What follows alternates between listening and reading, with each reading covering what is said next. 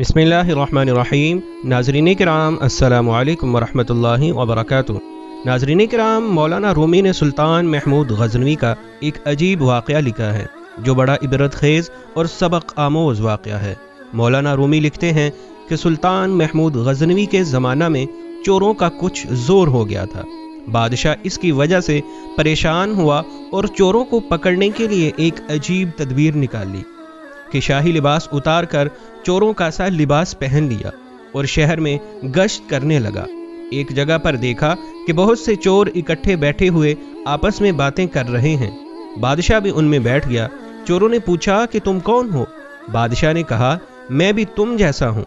चोरों ने समझा कि ये भी कोई चोर है।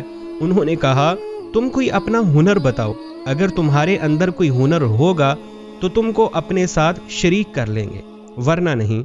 बादशाह ने कहा, पहले आप लोग अपना अपना हुनर बताओ, फिर मैं भी अपना हुनर बताऊंगा। एक चोर ने कहा कि मैं ऊंची से ऊंची दीवार फांद कर मकान में दाखिल हो जाता हूँ, अगरचे बादशाह का किला ही क्यों ना हो। दूसरे ने कहा, मेरी नाक की ये खासियत है कि किसी जगह की मट्टी सूंघ कर बता देता हूँ कि यहाँ खजाना है या नहीं। तीसरे चोर ने कहा, मेरे बाजू में इतनी ताकत है कि मैं घर में घुसने के लिए इसमें सुराख कर सकता हूँ। चौथे चोर ने कहा, मैं माहिर हिसाब हूँ, कितना बड़ा खजाना क्यों ना हो, चंद लम्हों में हिसाब लगाकर तकसीम कर देता हूँ। पांचवें चोर ने कहा, मेरे कानों में ऐसी खासियत है कि मैं कुत्ते की आवाज़ सुनकर बता देता हूँ कि कुत्ता क्या कह रहा है। छठे चोर ने कहा, मेरी आंख में यह खासियत है कि जिस चीज़ को रात में देख लेता हूँ, दिन में उसको पहचान लेता हूँ। अब बादशाह ने कहा कि मेरी दाढ़ी में यह खासियत है कि जब मुजरिमीन को फांसी के फंदे के हवाले किया जाता है, उस वक्त अगर मेरी दाढ़ी हिल जाती है तो मुजरिमीन फांसी के फंदे से बच जाते हैं। क्योंकि वो बादशाह था तो उसने एक ख़ास लतीफ़ अंदाज से अपना हुनर और कमाल बयान किया। सारे चोर ये बात सुनकर खुश हो गए और कहने लगे, आप तो चोरों के कुतुब हैं। जब हम किसी मुसीबत में फंस जाएंगे तो आप ही के जरिया हमको खलासी मिल सकती है। फिर सब ने मशवरा किया और तय किया कि आज बादशाह के यहाँ चोरी की जाए, इसलिए कि आज मुसीबत से छुड़ाने के लिए दाढ़ी वाला मौजूद है। लिहाजा सब के सब बादशाह के महल की तरफ चल पड़े।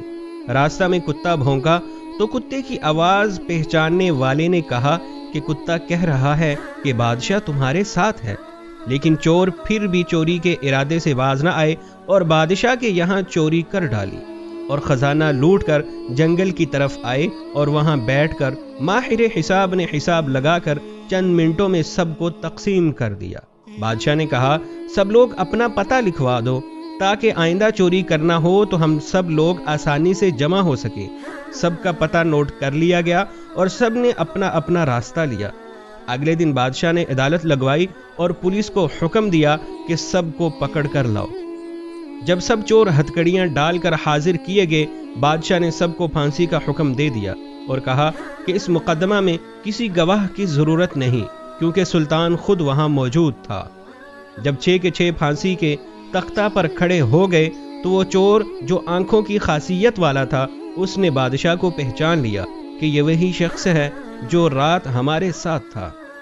वो तख्तादार से चिल्लाया कि हुजूर, कुछ देर के लिए अमान दी जाए और आपसे तन्हाई का मौका दिया जाए।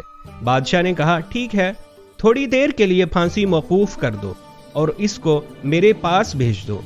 उसने हाजिर होकर अर्ज किया कि हर एक ने अपनी खासियत बता दी, हर एक ने अपना हुनर बता दिया। हमारे वो हुनर जिन पर हमको नाज था, उन्होंने हमारी बदबख्ती को और बढ़ाया कि आज हम तख्तेदार पर हैं।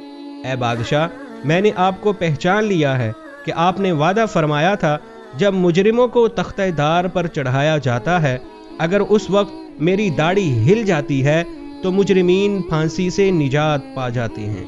लिहाजा आप अपना हुनर जाहिर फरमाए ताकि हमारी जान खुलासी पाए।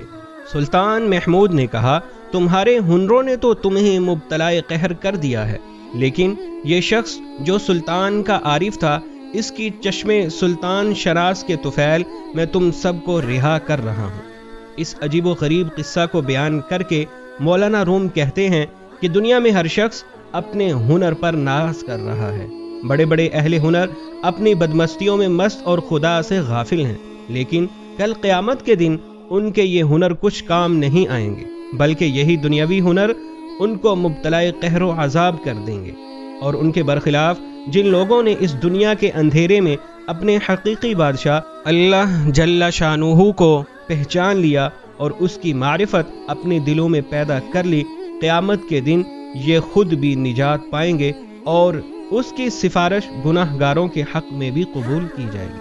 اللہ رب العزت سے دعا ہے کہ اللہ پاک ہمیں آخرت کی تیاری کرنے کی توفیق نصیب فرمائے۔ پھر ایک نئی ویڈیو کے ساتھ حاضر ہوں گے، اپنی دعاؤں میں یاد رکھیے گا۔ تب تک کے لیے اجازت دیجیے، اللہ حافظ۔